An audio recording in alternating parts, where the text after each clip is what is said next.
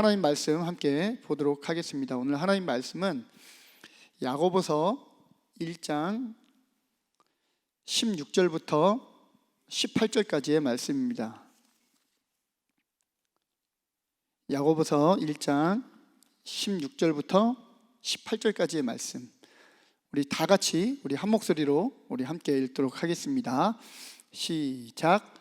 나의 사랑하는 형제 자매 여러분, 속지 마십시오.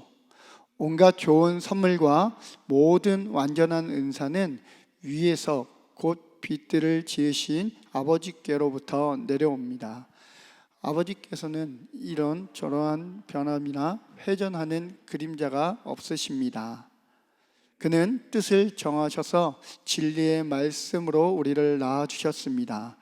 그리하여 그는 우리를 피조물 가운데 첫 열매가 되게 하셨습니다. 아멘. 오늘은 야고보서 강의 5번째 시간으로 하나님 말씀을 함께 나누기 원합니다. 우리 오늘 예배 자리에 함께 하신 모든 분들을 주님의 이름으로 축복하고 환영합니다. 그리고 여러 상황들 가운데 각자의 또 가정에서 온라인 예배로 또 드리시는 한 분 한 분을 주님의 이름으로 축복하고 환영합니다. 우리 옆에 계신 분들과 이렇게 한번 인사할까요? 잘 오셨습니다. 그리고 주님이 자매님, 형제님과 예배 가운데 함께 하시길 바랍니다 라고 인사할까요? 네, 아멘. 주님이 우리 귀한 성도님들과 오늘 이 예배 자리에 함께 하시기를 주님의 이름으로 축복합니다. 요즘 우리나라를 비롯한 대부분의 나라들은 이 요동치는 물가와 지금 환율 등으로 경제가 나락으로 이렇게 치닫고 있다라고 이야기들을 참 많이 합니다. 위기죠. 안 그래도 우리에게는 2020년부터 시작된 이 코로나 팬데믹이라는 이 어려움으로 인해 사실 가정과 또 개인 사업과 또 사업을 하시는 여러 가게와 사업장에 크고 작은 위기들을 겪고 맞았고, 또 세계 무역 또한 깊은 수렁에 빠지기도 했습니다. 그렇게 3년여 시간 동안에 지속된 이 코로나가 어느 정도 우리에게 좀 익숙해지고 또 국가와 국민들에게 어느 정도 좀 이렇게 적응이 될 만하니까 이 시점에서 러시아가 우크라이나를 침공하게 되면서 또 한 번의 경제는 다른 국면으로 조금 더 어려운, 우리가 예상할 수 없는 또 다른 국면으로 이렇게 빠지게 되었습니다. 물가는 하루가 무섭게 뛰기 시작했고, 그 중에서도 수입에 의존했던 유가는 급속도로 상승하게 되었습니다. 이에 관련된 유가와 관련된 또 수입에 관련된 모든 공산품들이 오르기 시작했습니다. 그렇게 뛰는 물가를 잡기 위해 미국에서는 원 스텝 또 투 스텝 금리 인상을 진행했음에도 불구하고 도무지 물가가 잡히지 않는 겁니다. 그러니까 자이언트 스텝이라는 새로운 용어까지 이렇게 만들어내서 이 자이언트 스텝까지 진행했습니다. 그러면서 우리나라도 발맞추어서 금리를 계속적으로 인상하고 있는 가운데 인플레이션 대응이 나서고 있는 중에 있는 것입니다. 사실 요동치는 경제가 저와 우리 가정에는 그렇게 상관이 없겠다라고 저는 생각했어요. 그래도 뭐가 좀 있어야, 이렇게 좀 뭐가 이렇게 재정적으로 뭐가 어느 정도 있어야 이 물가라는 게 오르고 내리고 뭐 경제가 요동하고 그래야 좀 타격이 있지. 그렇게 마음 쓰지 않아도 되겠다. 뉴스는 매일과 같이 듣지만 그렇게 생각했습니다. 그런데 유가가 오르고요, 또 유가가 오르면서 그에 관련된 것들이 다 오르죠. 식료품, 공산품, 교육비, 인건비 모든 부분이 다 상승하다 보니까 저희는 축복을 받아서 자녀가 4명입니다. 그리고 어머니도 모시고 아주 축복을 아주 그냥 하나님께서 그냥 항상 이렇게 안수하고 계시는 것 같아요. 축복. 네. 그렇다 보니까 저희 가정에 조금씩 불편함들이 이렇게 찾아오게 되면서 저 나름대로 이 가정 경제 긴축이라는 이 시험의 국면을 들어가게 됐습니다. 네. 개인과 가정에 찾아오는 대부분의 시험은 어쩌면 우리의 삶의 이런 살아가는 삶의 범주 안에서, 테두리 안에서 나타나는 게 일반적이라고 저는 생각했던 저에게 요동치는 세계 경제가 또 하나의 시험거리로 찾아오게 되면서 시험에 대한 제 개인적인 생각이 조금은 달라지게 됐어요. 시험이라는 것은 어쩌다가 이렇게 불청객처럼 이렇게 쑥 찾아왔다가 이렇게 싹 사라지는 그런 게 아닐까라고 생각했었는데, 시험이 어쩌다가 찾아오는 것이 아니라면 삶의 연속이지 않을까라는 생각하게 된 거예요. 우리의 삶에 이 시험이라는 것이 일부분은 아닐까라는 생각들을 갖게 되었습니다. 담임 목사님의 저서 레모네이드를 꿈꾸다라는 책에서 담임 목사님께서도 언급하신 것처럼 타락한 세상을 살고 있는 우리는, 거기다 죄로 행하는 본성을 가진 우리는 거의 매일 이런 시험에 부딪힌다. 거의 매일 이런 시험에 부딪힌다 라고 말씀하셨는데, 저를 포함한 우리 모두는 어쩌면 어제도 그렇고요, 뿐만 아니라 오늘 아침에도 이곳에 교회에 오는 도중에도 어쩌면 그 시험을 대하고 싸우고 있는 중에 있는 줄도 모릅니다. 그렇다면 여러분들은 어떻습니까? 여러분들은 어떠한 시험을 만나 경험하고 계십니까? 그리고 그 시험을 만나게 될 때 여러분들은 그 시험에 대하여 어떤 식으로 반응하며 살아가고 계십니까? 저는 오늘 야고보서 1장 16절부터 18절 이 본문 말씀을 통해 시험을 만나고 또 함께하게 될 때 우리는 이 시험에 대해 어떻게 반응해야 하는지를 함께 생각해보고 나누기 원합니다. 오늘 본문에서 야고보서는 먼저 우리에게 속지 말 것을 경고하고 있습니다. 16절 본문은 이렇게 말씀하죠. 우리 다 같이 다시 한번 16절 말씀 우리 함께 읽도록 하겠습니다. 시작. 나의 사랑하는 형제 자매 여러분, 속지 마십시오. 야고보는 무엇에 대해 속지 말라고 우리에게 경고하는 것일까요? 바로 그것은 계속적으로 우리가 지금 보고 있는 이 시험의 문제, 오늘 말씀에도 주제와도 같은 이 시험에 대하여 속지 말 것을 우리에게 경고하고 있다라는 거예요. 저처럼 불청객처럼 우연히 다가왔다라고 생각했던 이 시험이 어쩌면 담임 목사님이 말씀하시고 기록하신 것처럼 매일 우리의 삶 가운데 함께 하고 있는 그런 시험에 어떻게 해요? 속지 말 것을 우리에게 엄중히 경고하고 있다라는 거예요. 우리를 시험하는 여러 시험의 모습은 우리가 생각하는 어떤 특별하고 어떻게 갑작스럽고 어려운 그것만이 시험이 아닐 수 있다라는 거예요. 수험생들이 시험을 보는 시험지와 같이 저는 사실 제가 신학교 때 저희 담임 목사님 교수님으로 계시지만 우리 담임 목사님 이 수업의 시험을 보고 볼 때면 정말 앞이 캄캄한 거예요. 그냥 보자마자 틀렸다. 오늘 이거는 안 되겠구나. 이런, 사실 그렇게 시험이, 우리가 살아가는 삶의 시험이 그렇게 딱 보자마자 안 되겠구나 이렇지는 않다라는 거예요. 어쩌면 이 시험이라는 것이 정체를 밝히 드러내지 않아요. 자신의 모습을 완전히 둔갑시키고 우리에게 서서히 다가와 우리를 시험합니다. 예를 들어 돈의 시험이 그래요. 돈이 어떻습니까? 달콤해요. 꼭 필요하다라고 우리는 알고 있어요. 그리고 이게 있으면, 이 돈이 있으면 어느 정도 다 할 수 있을 거라는 마음과 생각에 사실 사로잡혀 있지만, 이 돈이 우리 인생 전체를 어떻게 흔들고 시험하는지 모릅니다. 혹시 돈에 시험 중에 있으신 분 계십니까? 뿐만 아니라 이 핸드폰이 그렇죠.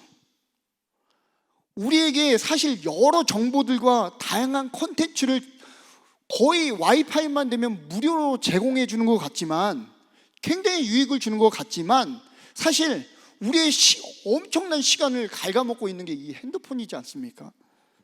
그리고 우리의 시선을 지하철을 타도 잠깐의 시간만, 운전을 하다가도 잠깐의 대기 시간만 있으면 이 핸드폰, 사진을 찍거나 무엇을 검색하고 온통 이 핸드폰에 우리의 삶이 집중되어 있군 지배받는 그 시험에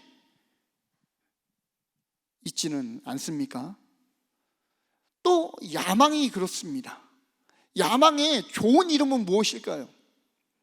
바로 비전입니다.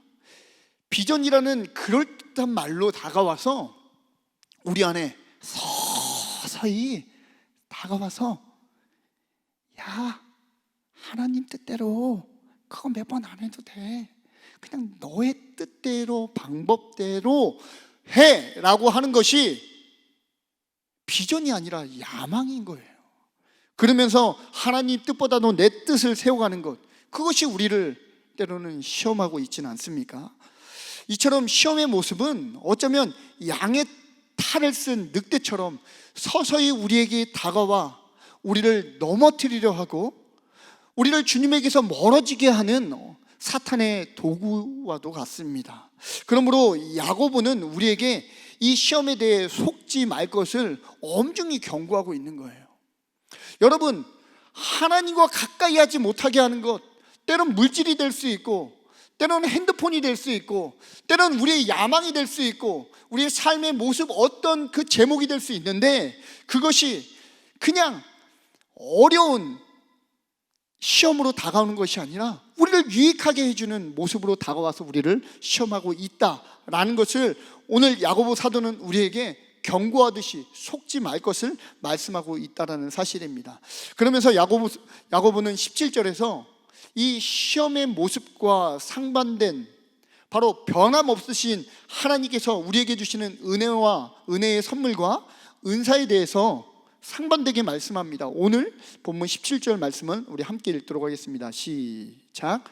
온갖 좋은 선물과 모든 완전한 은사는 위에서 곧 빛들을 지으신 아버지께로부터 내려옵니다. 아버지께는 이러저러한 변함이나 회전하는 그림자가 없으십니다 라고 말씀하죠.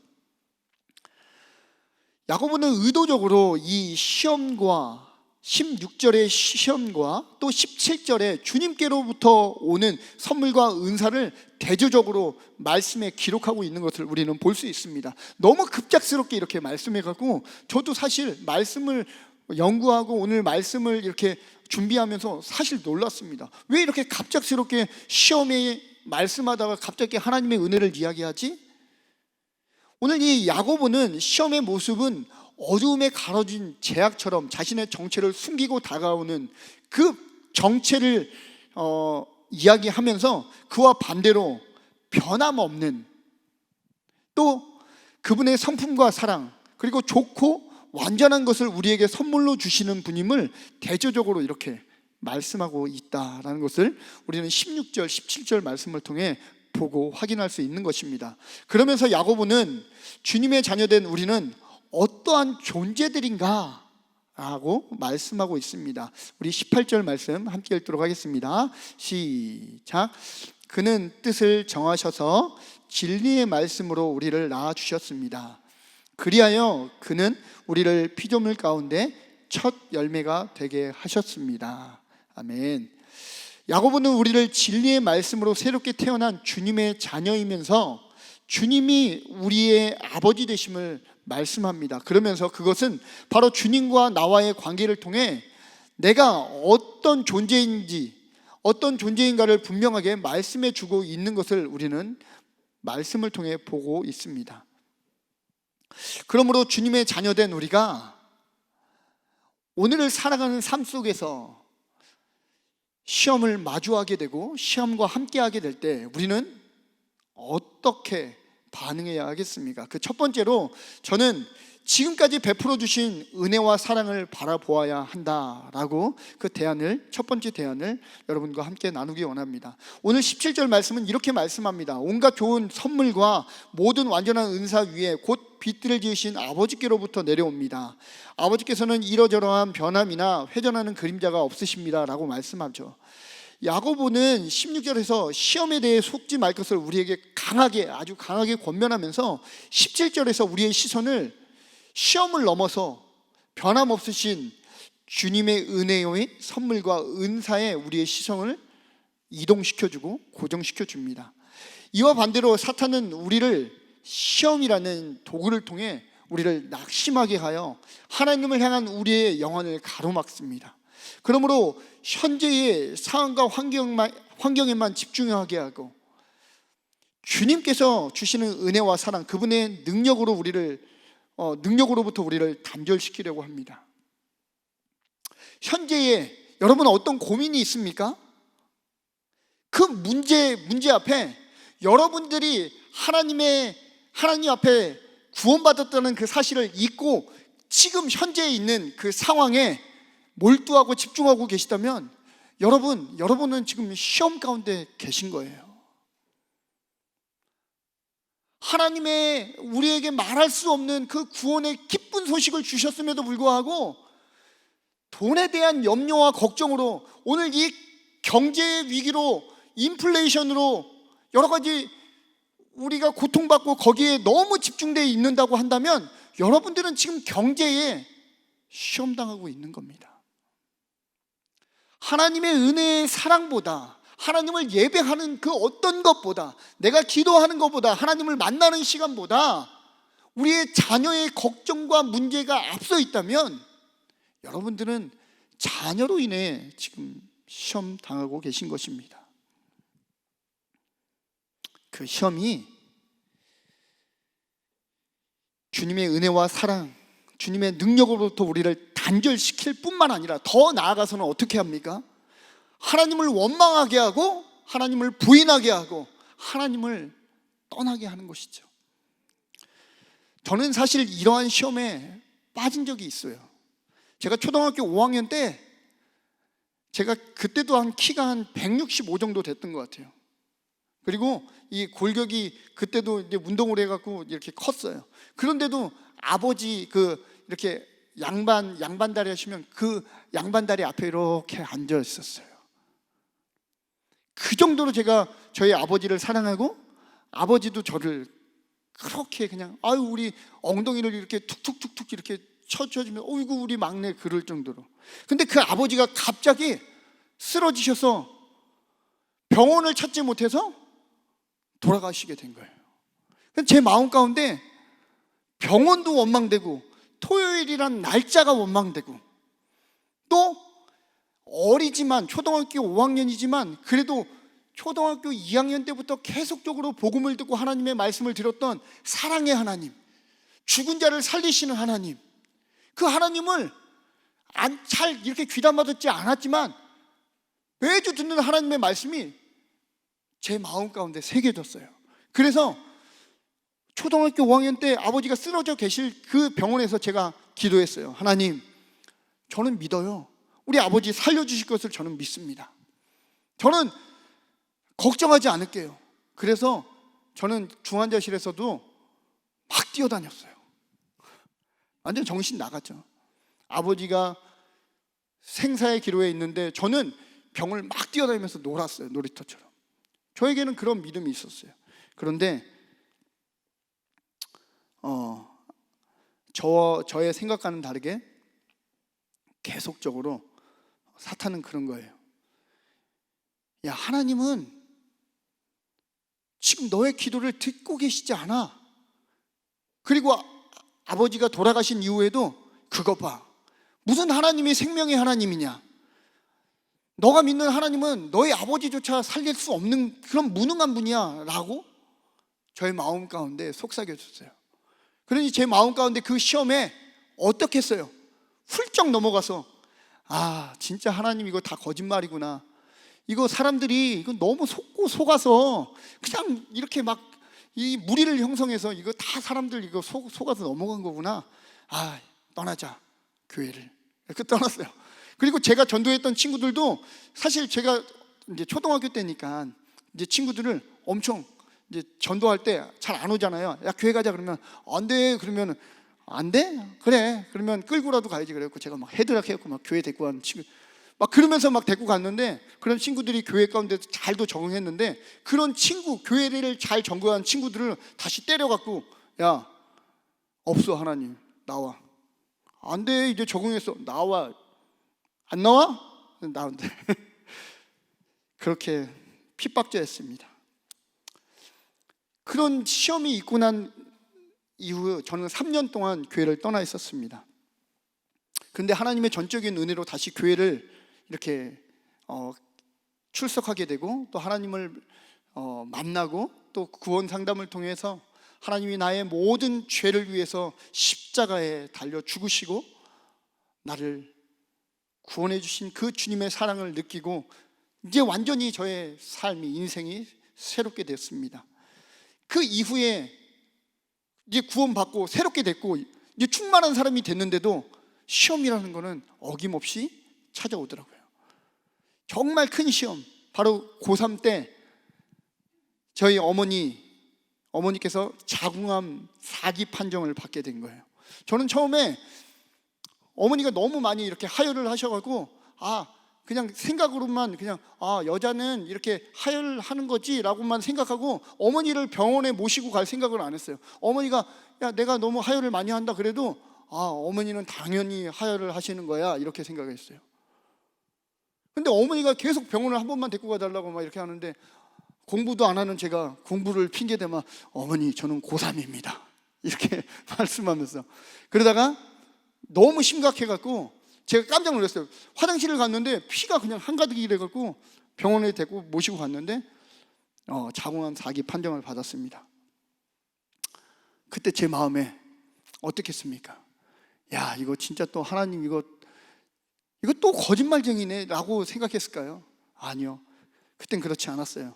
성령 하나님께서는 저의 마음에 현실의 시험을 넘어 구원에 대한 확신과 천국에 대한 확신을 더 깊게 저에게 새겨주셨어요. 어머니가 이 땅에서 만약에 생명을 유지하지 못한다 할지라도 내가 하나님의 말씀으로 어머니를 병간호하는 도중에 하나님의 말씀으로 어머니를 상담하고 하나님의 말씀으로 구원받게 함으로 인해서 천국에 대한 확신을 갖게 해야 되겠다, 이 믿음이 훨씬 더 컸어요. 그러면서 어머니를 간호하며 기도했어요. 하나님이 놀라운 은혜를 저의 삶과 또 어머니의 삶 가운데 허락해 주셨습니다.